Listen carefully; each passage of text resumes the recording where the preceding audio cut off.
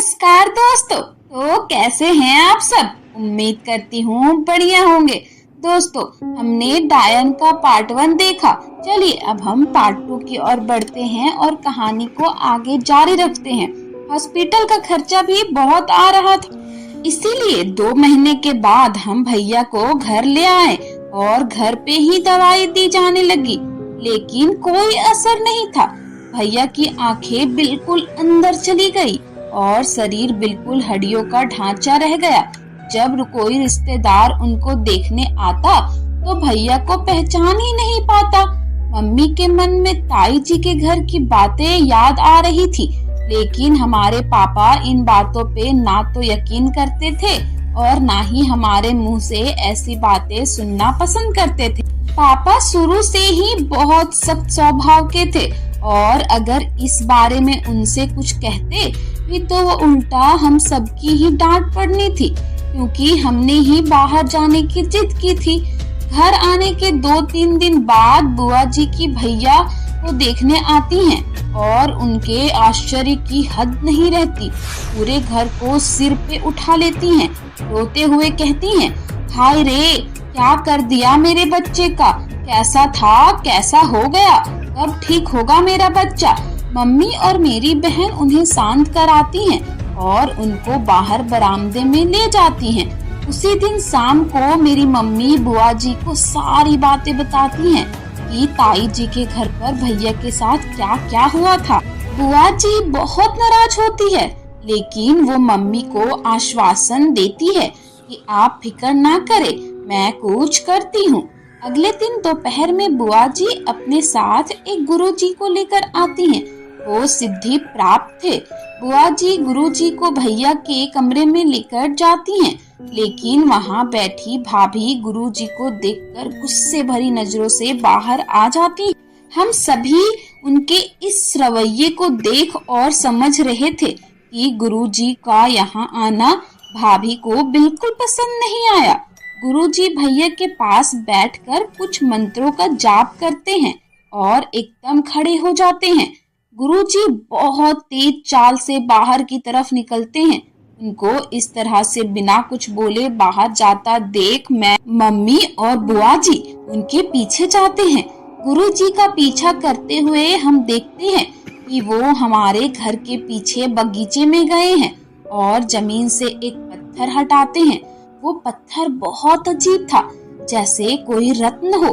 गुरुजी वो पत्थर हटाकर 6 लोहे की कील निकाल के देते हैं और पूछते हैं, घर में कितने सदस्य हैं? मम्मी जवाब देती है, 7 सदस्य। गुरुजी कहते हैं कि मैं अभी जा रहा हूँ, कल सुबह आऊंगा। और हाँ, मम्मी को 7 अभिमंत्रित धागे देते हैं और कहते हैं कि यह सभी के हाथ में बांध देना। गुरुजी के जाने के बाद ही भाभी का एक सूटकेस लेकर बरामदे में आती हैं और बोलती हैं, मम्मी जी, मैं कुछ दिनों के लिए अपने मायके जा रही हूँ। ये सुनकर हम लोग चौंक जाते हैं कि अचानक कैसे और अकेले। मम्मी जी भाभी से कहती हैं, ये कोई समय है जाने का? तुम्हें पता है ना कि कुणाल को तुम्हारी जरूरत है और तुम मायके जा रही हो। तो भाभी जी कहती हैं, तो और क्या करूं मम्मी जी, इस घर में क्या हो रहा है, कोई मुझे कुछ बताता ही नहीं है। तभी बुआ ही गुस्से से बोलती हैं, तुम्हें बताने की जरूरत ही क्या है, ये सब तुम्हारा ही किया धरा ही तो है। मम्मी और मैं बुआ जी को चुप कराते हैं, लेकिन बुआ हमारी नहीं सुनती हैं और भाभी को उल्टा सीधा बोलना शुरू कर देती हैं। आज मुझे बोलने दो, जब से ये लड़की आई है तब से कुणाल की तबीयत खराब है। अब शगुन है ये लड़की। मुझे तो ये रिश्ता शुरू से ही पसंद नहीं था, लेकिन क्या करे, भैया के आगे किसी की चलती कब है। इतनी खड़ी खोटी सुनाने के बाद भी भाभी रो पड़ती हैं और तभी पापा भी आ जाते हैं और भाभी को रोता हुआ देख पूछते हैं कि क्या हुआ, ये क्या ड्रामा लगा रखा है। पापा भाभी से पूछते हैं, क्या हुआ सुधा, तुम रो क्यों रही हो? और ये सूटकेस, तुम कहीं जा रही हो क्या? भाभी रोती हुई बोलती है, पापा जी, मुझे नहीं पता था कि आप सब लोग मुझे मनहूस समझते हैं। बुआ जी को ऐसा लगता है कुणाल जी मेरी वजह से बीमार हैं। पापा बुआ जी को गुस्से में घूरते हैं और भाभी को अंदर जाने को बोलते हैं, लेकिन भाभी भी जिद करके बैठी थी कि वो नहीं रुकेगी। बुआ जी अपनी सफाई में कुछ बोलने की कोशिश करती हैं, लेकिन पिताजी उनकी कुछ नहीं सुनते और भाभी को समझाकर रुकाने की कोशिश करते हैं, पर भाभी नहीं रुकती और कहती हैं कि अगर मैं मनहूस हूँ तो इस घर में मेरा कोई काम नहीं, और गुस्से में सूटकेस उठाकर चली जाती हैं। भाभी के जाते ही पापा गुस्से में अपने कमरे में चले जाते हैं। रात में मम्मी पापा के लिए खाना लेकर जाती हैं और उन्हें सारी बातें बताने का प्रयास करती हैं। मम्मी पिताजी को ताई जी के घर की सारी बातें विस्तार से बताती हैं, लेकिन पिताजी उनकी बातों पर विश्वास नहीं करते और बोलते हैं कि आज के जमाने में ऐसी बातें कौन करता है और कौन मानता है। अगर ऐसा कुछ है भी तो सुधा का इसमें क्या दोष है, तुम उसे क्यों बातें सुना रहे थे। मम्मी जी का उनका जवाब देती है, यही तो मुझे समझ नहीं आ रहा है, कुणाल तो उसका पति है। फिर वो पिताजी गुस्से में बोलती है, तुमने अपनी आंखों से कुछ देखा नहीं है, वो क्यों बेचारी सुधा पे इल्जाम लगा रही हो। तुम बिना माँ बाप की लड़की ऐसा कुछ नहीं करेगी। इतना कहकर पापा सोने के लिए लेट जाते हैं और माँ भी फिर कुछ नहीं बोलती हैं। अगले दिन गुरुजी घर में आते हैं और एक अजीब सा डर उनके चेहरे पर होता है। वो मम्मी से कहते हैं, तुमने बहुत देर कर दी, अब कुछ नहीं हो सकता। और तभी पापा ऑफिस जाने के लिए कमरे से निकलते हैं। गुरुजी को देख वो मम्मी और बुआ जी को संदेह भरी नजरों से देखकर ऑफिस के लिए चले जाते हैं। गुरुजी घर में बने एक छोटे से बने मंदिर में जाते हैं। वहां से कुछ केसर उठाते हैं और उसे कुणाल भैया के बिस्तर पर डाल देते हैं। कुछ ही पल में पूरा बिस्तर का रंग काला पड़ जाता है। ये मम्मी हम लोग सुन रह जाते हैं। गुरुजी मम्मी को बातें बताते हैं, कोई तो है जो तुम्हारे बेटे को जान से मारना चाहता है, या यूं कहें कि वो तुम्हारे बेटे की बलि देगा। मम्मी ये सुन के रोने लगती हैं। बुआ जी कुछ बोलने की हालत में नहीं होती हैं और मम्मी जी रोते हुए गुरुजी से पूछती हैं, गुरुजी ऐसा कौन करेगा, मेरे बेटे ने क्या बिगाड़ा है किसी का। गुरुजी आगे बताते हैं, ये कोई साधारण बलि नहीं है और ये किसी साधारण कार्य को लेकर नहीं दी जाएगी, ना ही वह कोई साधारण व्यक्ति है जो भी ये सब कुछ कर रहा है।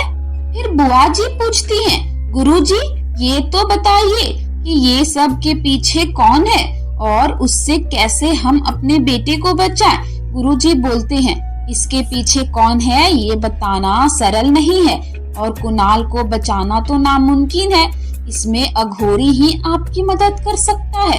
प्रेतासील पहाड़ पर एक अघोरी रहता है, वह पिंड दान करता है। आपको उस अघोरी से कुछ मदद मिलेगी। प्रेतासील पहाड़ पर घने पेड़ों के बीच उसकी कुटिया है। अब आपकी मदद वही करेंगे। मम्मी और बुआ जी बिना देरी किए अगली सुबह प्रेतासील पहाड़ के उसी अघोरी के पास जाते हैं। जाते समय मम्मी और बुआ जी शिव मंदिर के दर्शन किए। वहीं एक पुजारी से अघोरी का पता पूछ और आगे चल दिए। रास्ता काफी थकान भरा था, भरी धूप थी, कहीं कहीं कोई पेड़ था। बस थोड़ी देर वहीं थोड़ा आराम कर लेते थे। दोपहर 3 बजे तक बुआ और मम्मी पहुँचे। उनकी कुटिया के पास 4 लड़के बैठे थे, कुछ साफ सफाई कर रहे थे। उनमें एक लड़के से मम्मी और बुआ जी अघोरी बाबा के बारे में पूछा तो उन्होंने कुछ देर इंतजार करने को कहा। वे सूरज ढलने तक वहीं बैठे इंतजार करते रहे। तभी उनमें एक लड़का अंदर गया और एक लोटे में पानी लेकर मम्मी और बुआ जी के पास आया और हमें पैर धोकर अंदर कुटिया में अघोरी से मिलने को बोला। जब वे कुटिया के अंदर गए तो वहाँ धुनी की बहुत महक आ रही थी और हल्का सा धुआं था। अघोरी चेहरे से बहुत ही कठोर स्वभाव के लग रहे थे। अघोरी ने अपने सामने एक चटाई पर बैठने को कहा। मम्मी के कुछ बोलने से पहले ही अघोरी ने उनसे बोला, वो डायन तुम सबको मार देगी। ये सुन मम्मी जी रोने लगी और अघोरी ने अपनी बात पूरी करते हैं बोला, तुम्हारा लड़का उसका शिकार है, उसी को मार के वो सिद्धि प्राप्ति करेगी। अघोरी मम्मी को एक विभूत देते हुए कहते हैं, इसे अपने माथे से कभी मत हटने देना। अघोरी एक मिट्टी के बर्तन में पानी देता है और उसे कुणाल भैया को पिलाने को बोलता है। अघोरी मम्मी और बुआ जी की अमावस के रात आने को बोलता है। भैया की हालत बहुत खराब थी, वो ना कुछ बोल पा रहे थे और ना ही होश में थे।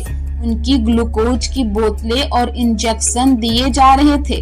रात करीब 9 बजे के आसपास मम्मी और बुआ जी आती हैं और सीधे कुणाल भैया के कमरे में जाकर उनको मिट्टी के बर्तन का पानी पिलाते हैं जिसे अघोरी ने दिया था।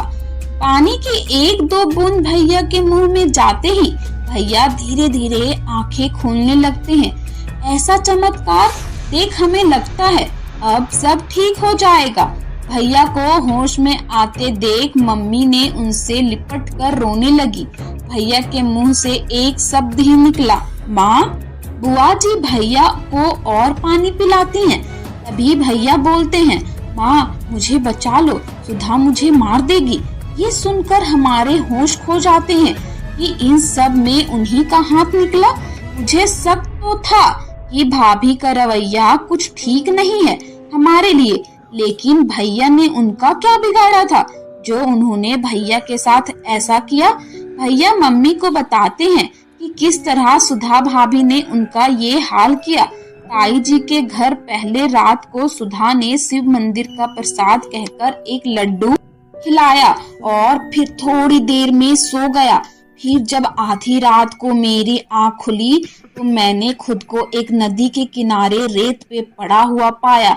मुझे एक उल्टी चारपाई पर लिटा रखा था और 4 औरतें मेरे चारों घूम रही थी। मैंने उठने की कोशिश की तो मेरा सिर बहुत भारी हो रहा था, मैं उठ ही नहीं पाया। उन 4 औरतों को जब मैंने पहचानने की कोशिश की तो उनमें से एक औरत सुधा थी। वो औरतें कुछ मंत्र पढ़ रही थी, मेरे चारों ओर चक्कर लगा रही थी। उनकी आवाज सुनते सुनते मेरा सिर दर्द से फट रहा था। मैंने अपनी आंखें बंद कर ली। मेरे अंदर इतनी हिम्मत नहीं थी कि मैं उठ के वहां से आ सकूं। अगले दिन जब सुबह मैं उठा तो मुझे वो दृश्य याद आने लगा।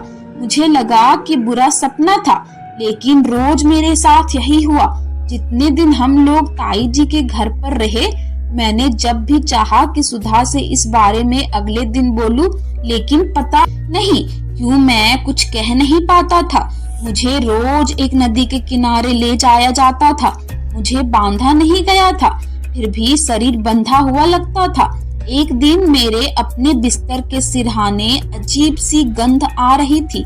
मैंने नीचे झांक कर देखा तो एक मांस का टुकड़ा पड़ा था। मैंने ताई जी को बताया तो उन्होंने वो मांस का टुकड़ा फेंक दिया, लेकिन अगले 2 दिन भी फिर उतना है वैसा वैसे ही मांस के टुकड़े दिखे।